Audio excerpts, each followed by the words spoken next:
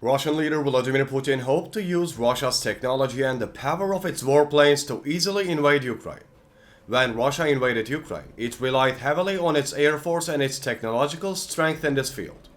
The Ukrainian army, with its air defense systems and long-range missiles, gave an unexpected response to the Russian air force.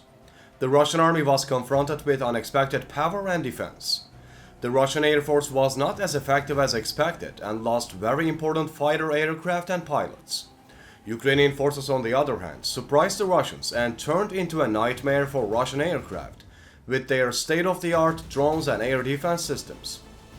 Ukrainian military personnel continue to receive training to better control F-16 fighter jets.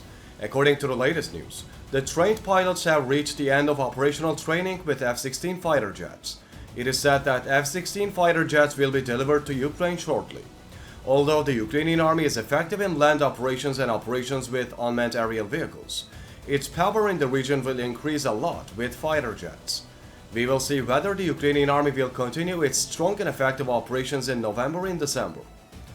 The Russian army has lost 323 fighter jets since the start of the war on 24th of February. This means both the loss of billions of dollars and the loss of many important Russian pilots. Do you think Russian losses will continue in December?